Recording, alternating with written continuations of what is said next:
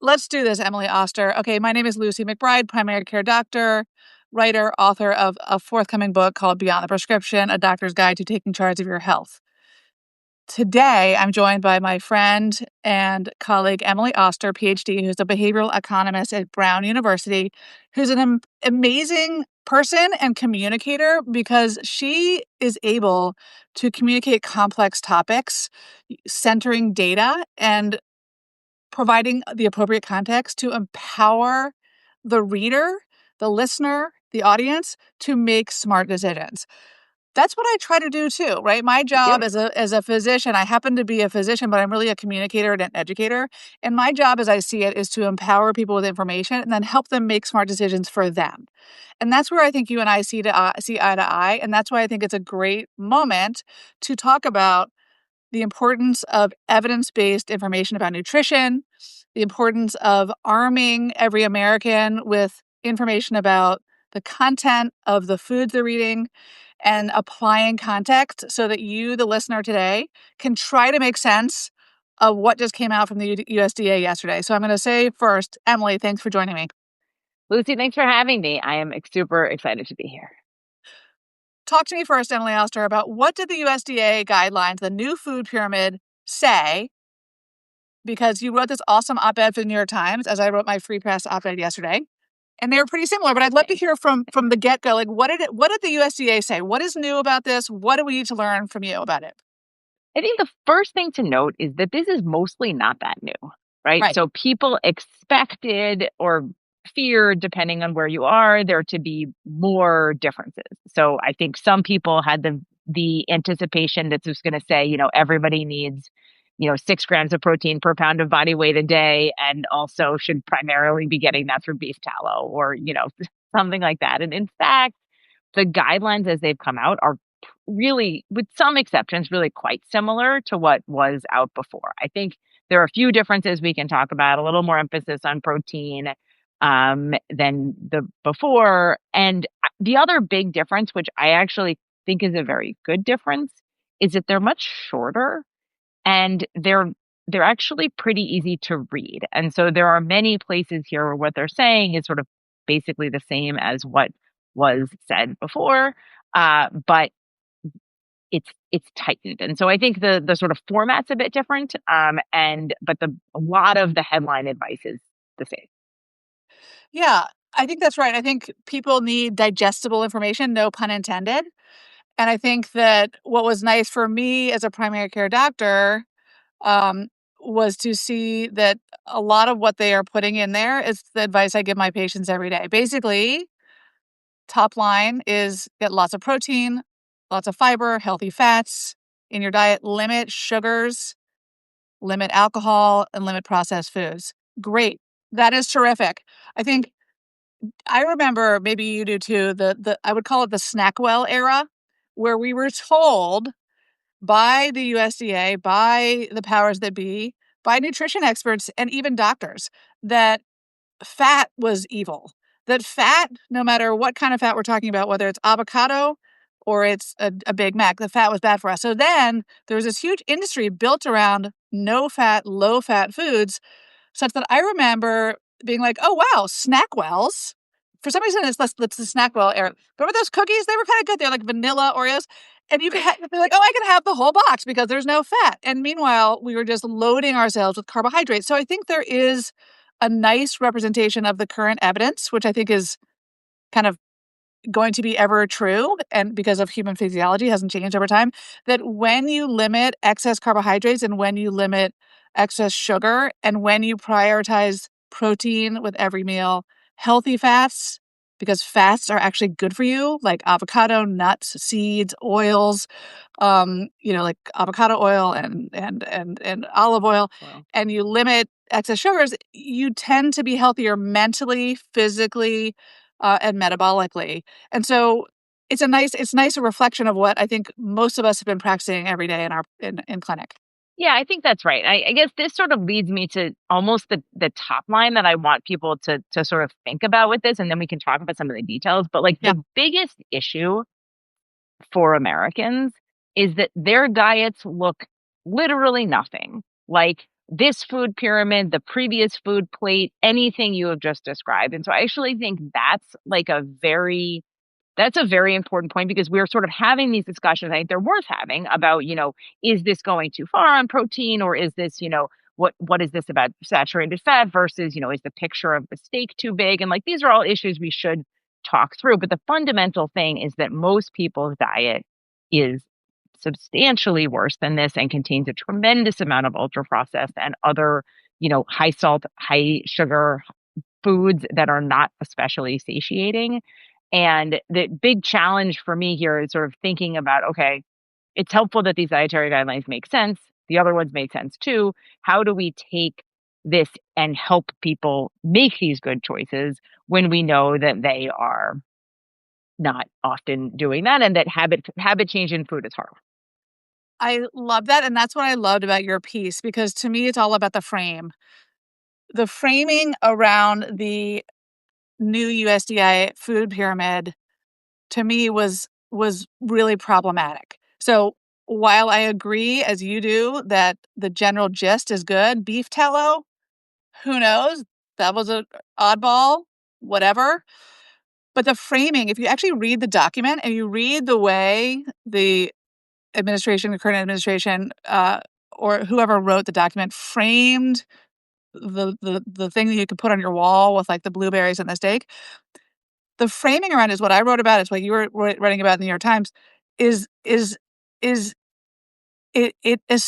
makes this assumption incorrectly, in my opinion, that if only Americans were to eat better, eat smarter, get their act together, and just stop eating so much crap, we would be conquering the chronic disease epidemic, the obesity epidemic, the metabolic diseases epidemic in this country. When I think there are two problems with that. One, it is expensive to eat like that. It is not accessible to the average American. And what I think is even more problematic is to suggest that nutrition is like, of course, it's necessary to eat healthy to be healthy. Although sometimes people, I have patients who smoke cigarettes their whole life and drank, Coke, and they live till they're 100. But in general, nutritious eating is a foundational pillar of health. Food is medicine. We agree on that. But the biggest problem I have with the framing is not that it's inaccessible or unaffordable to most people, and therefore implementation of these recommendations is going to be difficult. It's that health is founded on nutrition, but it's founded on access to healthcare. It's founded on access to a doctor who can spend time with you talking about how your sugar intake affects your sleep, your energy, your diabetes, your dementia. And so if we are just going to say that broccoli is the way forward, we are really missing the big picture as cuts to the ACA are happening and people are getting their insurance premiums hiked up. So before I go on into a lather, let me have you respond to that. No, I agree with that. And I think what's interesting is like the first kind of bullet in the guidelines is something like, eat real food. And of course, exactly what you should eat. And the balance is something that depends on your age and your physical activity. And, like sort of implying that, like here are some guidelines, talk to your doctor about the details. And it's like, well, Who? where would I, What who? doctor? What doctor? Most What people doctor? don't have what doctor. And I think we're sort of in a place where we're simultaneously taking away people's SNAP benefits and also their medical insurance, and then telling them, okay, go talk to your doctor and then purchase, some expensive kale. And it's like, well, actually, that's not like the problem may be less that people don't know they should eat vegetables as opposed to some combination of I can't afford vegetables, I can't find vegetables, and I don't actually like vegetables very much because it takes time to develop tastes. And, so I think all of those things mean the practical issues here are so much larger than the kind of exact details of like, again, sort of what's in the picture or what's in the guidelines. I think that's right. And I think, and not to like start promoting my book like 7 months in advance of its publication, but Promote your book, Lucy. I'm just This is gonna how go you for sell it. books. Promote I'm gonna books. sell books, sell books, Promote sell books. books. Sell books. So Sell books. my book is actually about this idea that health is about more than our, what we eat. It's about more than our cholesterol. It's about more than our body mass index. Health is not, it's not about one thing. It's not about a transaction. It's not about a point in time. Health is actually a process. And health is a process that involves understanding what your whole ecosystem looks like, your health ecosystem. And your health ecosystem is definitely informed by what you put in your mouth, from kale and quinoa to Brussels sprouts and broccoli and cigarettes and marijuana. Everything you ingest, everything you smoke, inhale, and eat directly affects your organ systems, the way you eat, move, move and feel. It directly affects your medical outcomes. But that's only one part of your health ecosystem is your inputs. Your health is also informed by your genetics, your experiences in life, your social emotional health, your mental health, and your body mechanics. So it's only when we define health in a broader way as not just about your nutrition, but the way in which your nutrition informs your mental health, informs your physical health, and the way your physical health and your mental health and your social emotional health inform what you decide to eat and what your relationship with food is, that we can really start talking about what health is in the first place. And that's then the foundation for transferring power from me as a doctor to you as the person who's living in your body and moving about the world every day and deciding whether you should buy kale for $5 or, swizzle sticks for 50 cents.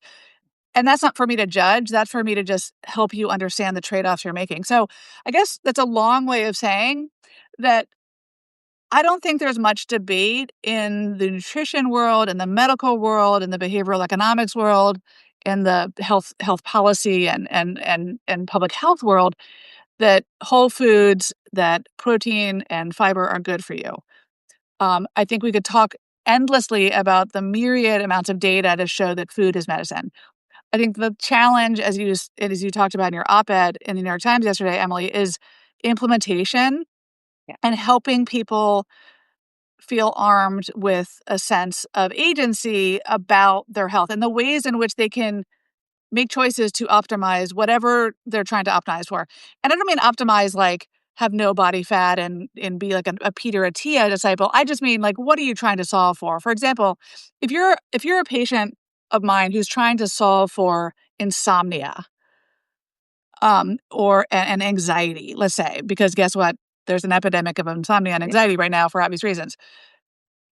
Food and the what you put in your body has everything to do with the way your mind races at night and the way you settle down at night and the way you process information. So, if you're eating a high starch, high sugar, high caffeine diet during the day and alcohol at night, it's no surprise then that you're feeling wired and tired and exhausted. You know, add perimenopause, add working two jobs, add the stress of being alive in the modern era, and guess what? Food is part of it, but it's not the whole story. So it's a long way of saying that I think until we have, evidence-based information about nutrition, great, and access to guides who can help you understand and connect the dots between your nutrition and your whole health, and then that's scaled nationally, like, the food pyramid is just a wall decoration at best. totally. Yeah, I mean, I think there's a piece of what you said that is very sort of very important because you use the word optimize, and I think when people think about optimize in their health, they are kind of thinking about Peter Attia, and I think Peter Attia is very healthy, but I mean, it depends on how you define health. depends how you define it. But let's just say, like, there's a set of sort of like really optimized behaviors. And I think part of the issue for many people is you sort of look at that and the distance between the sort of health environment, the health that many people are experiencing, and that is so vast that it feels insurmountable. Right? Right. Most people are not going to wake up in the morning from where they are and say, okay, now I'm going to be a person who prioritizes protein, exercises all the time, and does all this other stuff. And so I think what we need to do in both the nutrition space and in these other health spaces is help people think about what is a realistic change? What is the largest kind of realistic change, given my bandwidth right now, that I could make that would improve my health? And if in Exactly. the case of diet, it's the question of like, look at what you're eating and say, like, of the things you're doing, what is one realistic change that you could make? Is it, drink two less sodas a day? Is it, like make sure that you have a protein, like whatever it is, like what's the small change you can make? Because the sort of the gap is so insurmountable. And then we end up in a situation where people are, very like overwhelmed and then they do nothing, which obviously is worse than doing a little bit of something. And then you can do another little bit. Yeah, yeah, I think that's right. I think the wellness world and like big wellness, um, and even, well-intended physicians, talk a lot about, as you said, like optimization. And I think, you set yourself up for a failure when you go out, particularly like January 2026, and you're like, I'm going to have this many grams of protein with breakfast, with lunch, with dinner. I'm going to cold plunge. I'm going to meditate. I'm going to do yoga twice a week. And I'm going to like repair my, relationship with my mother. And guess what? None of that is going to happen. Oh, and I'm going to do dry January. Guess what Dry happens? January. I'm doing first dry January. Right, right. So like, in my experience as a behavioralist, which is what doctors are, like the hardest part of my job is helping people affect change and particularly behavioral change because we're all kind of like we default to factory settings, right? When the Yeah. shit hits the fan, which is basically every day in some degree, right? So you default to factory settings. That's why dry January exists, is to try to rewire the settings. So the way to make behavioral change, I'm talking to you, the behavioralist here, Emily, is to chunk the problem and to have small and realistic goals and then have support and accountability for those goals. And if you don't first know what your actual goals are in the first place, it's kind of hard. Like optimizing for optimizing's sake doesn't really work very well. But if you have a particular outcome you're looking for, like I want to feel more energetic in my day, or I want to feel stronger when I pick up my grandkids, or I want to prevent falls and fractures from my osteoporosis, then that makes operationalizing a small behavioral change much more sort of, you know, worthwhile and Yeah. likely to stick. Yeah. I think people need pretty consistent feedback to get things to work and they need to feel like they're winning some of the time. And when we try to do too many things at once, we basically don't have the like, all of these things take a fair amount of cognitive capacity, and we're using our cognitive capacity on many different things. And, when you get home at the end of the day and you are exhausted and you have tried to repair your relationship with your mother and you have also like exercised and also you haven't eaten that many calories because you have a different thing. And then like, it's not that surprising. And people are like, a dry January, I'm just going, I want a glass of wine, which is, again, it's like totally reasonable, but just illustrates that we have a hard time making all these changes at, That's right. at That's right.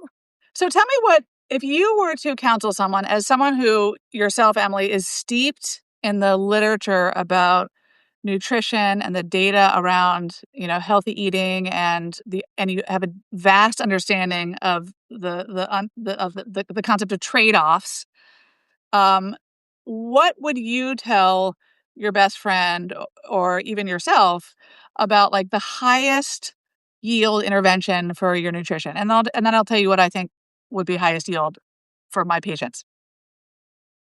So I think the first thing I would say is I would go for exercise first before nutrition. So I think if you were You would telling me what? I would go for exercise first before nutrition.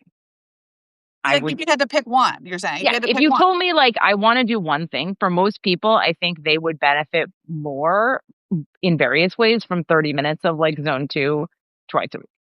Talk to Just me. go Talk to me. Talk to me. You're talking to the right audience here because I've been a couch potato for like 2 months. I mean, I think the evidence on exercise is incredibly strong and you don't need that much of it.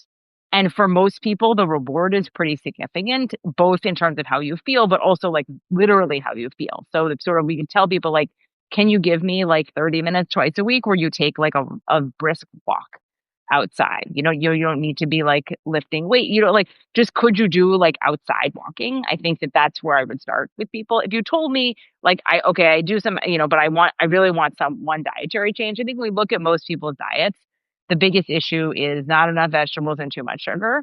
And so I'd probably say like, are you drinking soda? Maybe try to stop that. Are you having vegetables at all? Could you add some? Yep. I think that's great advice. I think the exercise one is well taken. Um, and I think it's a really interesting conversation we could have another time about like, oh, we have had this conversation. We talked about this. Like BMI is not the Bible. We had that Yeah. conversation once, Emily, like where we talked about Ozempic and GLP-1s and nutrition, and that's for a different day. I digress. I think exercise is great for everything from mental health, physical health, the whole thing.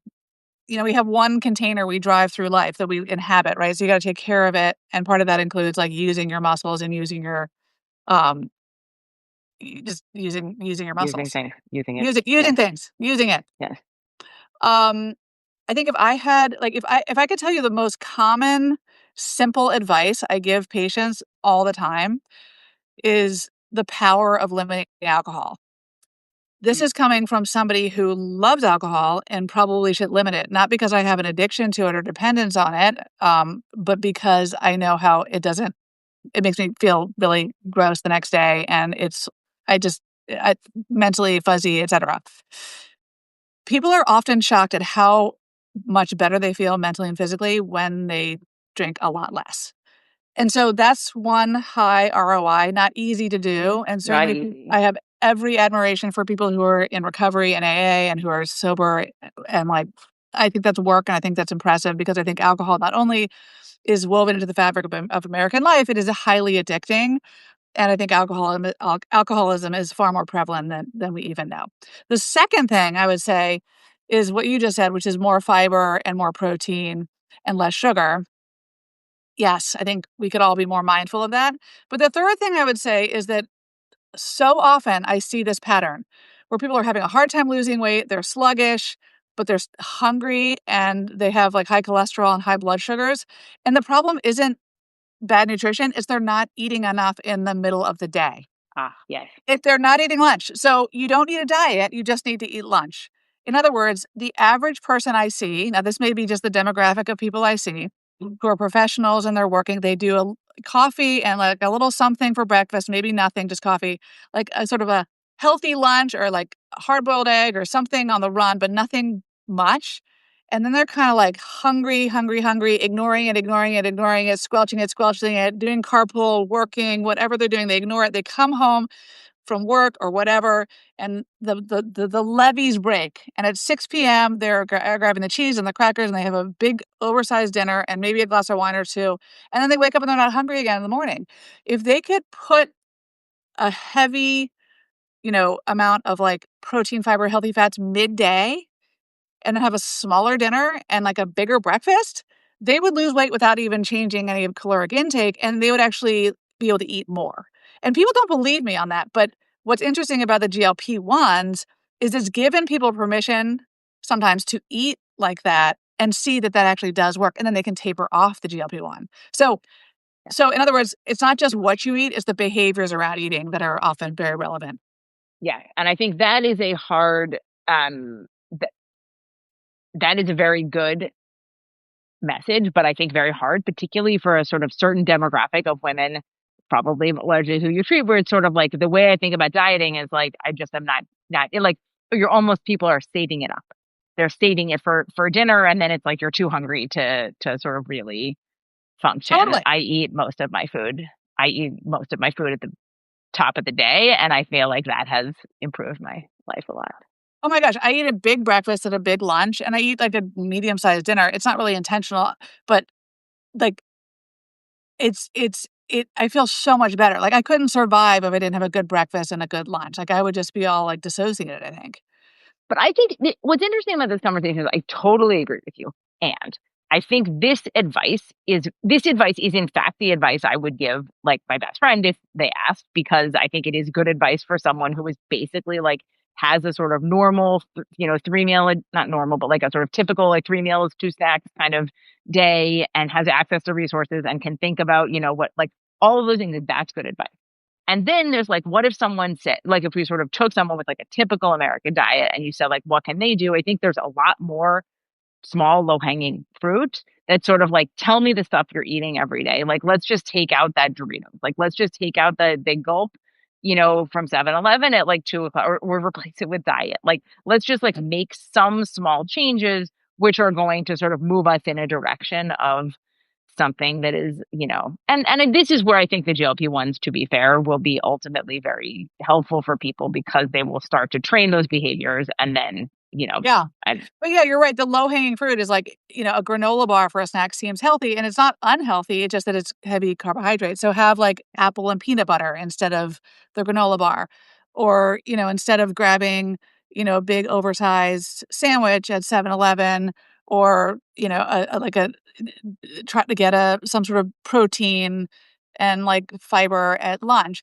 And then the added sugars are just, I mean, sugar is just, Sure, it's if you just a taste the bread in other countries, they're not so sugar laden. I mean, we just have a sugar laden sort of hyper palatability food industry that where our food is I'm not a conspiracy theorist, but I mean, it's just known, it's just widely known that the American food industrial complex has engineered food and sort of like the cheaper foods, the like low calorie foods, like to be hyper palatable. Like, yeah, you taste like, you know, oh my gosh, what's the thing from anyway, you taste the like the tasty freezes or the like hyper palatable foods that like are delicious. just delicious, right? Like a McDonald's vanilla milkshake is to me like the best. I mean, it goes right to the dopamine axis and is like it's like heroin, right? It's delicious, and you want another one, and then you want another one, right? So we have to fight against that. We also have to fight against the fact that in the United States, it's much cheaper to have a McDonald's meal than it is to go to Whole Foods and get like kale and grilled chicken on top, right? But I think there's a separate issue about sugar, which is unlike these other. So I think if you asked people like, what is healthier, like this kale salad or this Big Mac, like most people in America know the answer to that. There are different reasons why they make those different choices, resources, habits, taste, etc. But like I think that information is something people understand.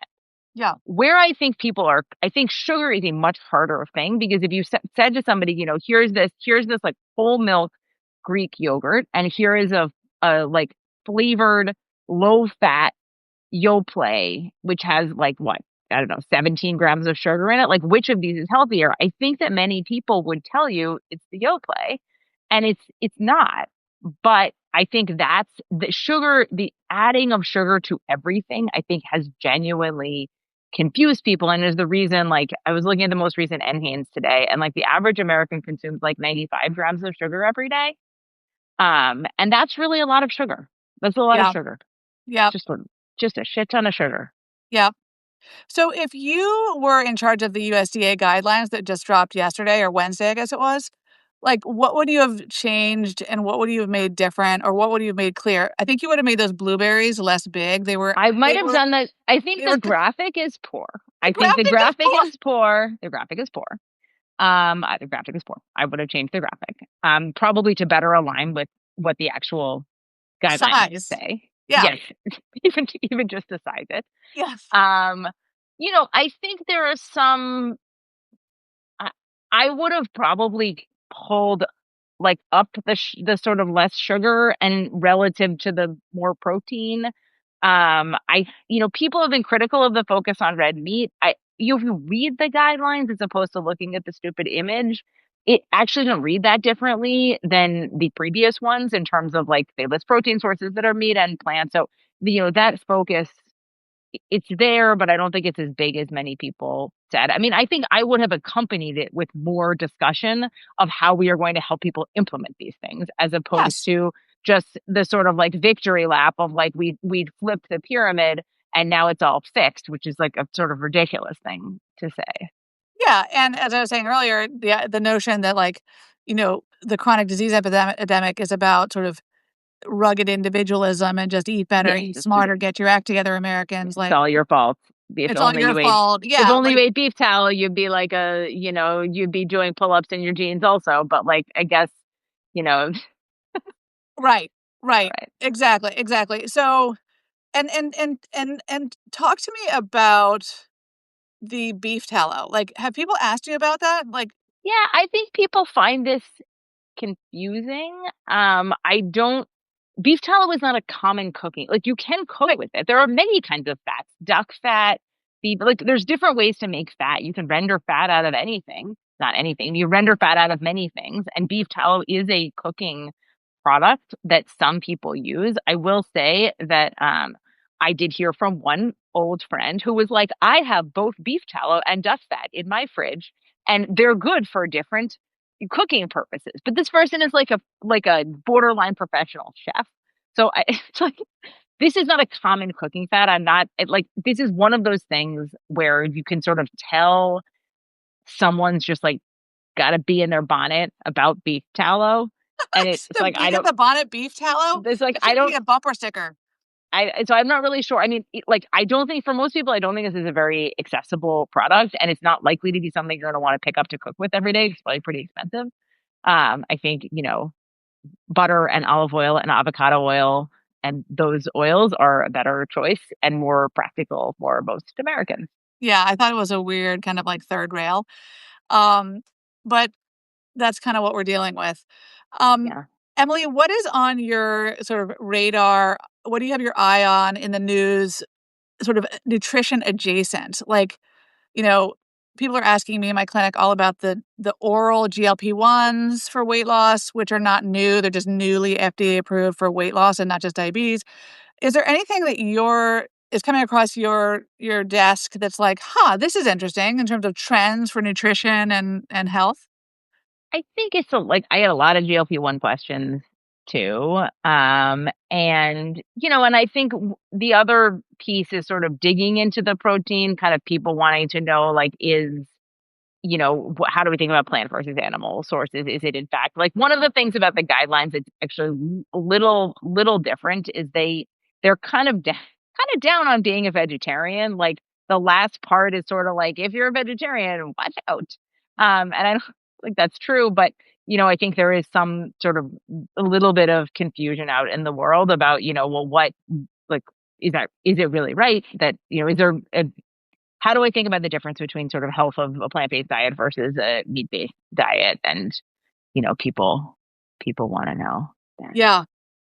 Well, we could talk on and on about GLP-1s. We could talk about the healthcare system in America, which is is endlessly troubling. And I don't expect the USDA to have rolled out with their food pyramid, like an initiative to give every American access to primary care where nutrition and behavioral health and mental health services and the whole person are addressed. Like I don't want to say I'll be dead before that happens, but I will, that is my It's not today. dream. Let's just say it's not It's happening not today. happening today. It's not happening today. But I hope that in my lifetime that it's not just wealthy people who can access a doctor who pays attention to them, who gives them more than 5 minutes. Because actually health is about relationships, it's not about transactions, and nutrition is a foundational pillar of health. And And that and getting people to good nutrition is about those relationships it because it is is. hard and because it is specific. And in order to make any of these changes, you need someone who's going to help you make the changes that are right for you. That's And I right. think it's just no getting around that. That's right.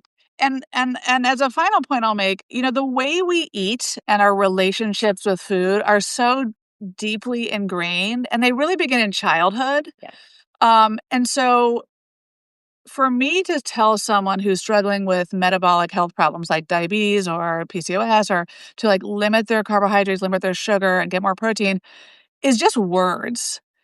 Unless it's paired with like a strategic plan and an understanding of the limitations this person may have in their life, from body shame to, access to foods, to like fear of making a change because people are comfortably uncomfortable with their own habits, totally. then me telling them, and doctors love just like lecturing people like eat better, exercise more, just see you next year. So until we have unfettered access, every American, to someone who can talk to patients in an appropriate way about the relevance of nutrition to their whole health. This food pyramid is really a poster on a wall with oversized blueberries that are weird and creepy. And I hope it helps people prioritize protein. I hope it helps people limit sugar, limit alcohol, which I think is like kind of a silent killer in society. Um, but I'm not optimistic that it's really going to make much of a difference, but I'd love to be wrong. Me too. Emily, thanks for joining me. It's always fun to Thanks, see Leslie. you, So nice to see you. and Thanks, I'll see you everybody, next for time. being here. All right. All right. You too. Bye. Bye.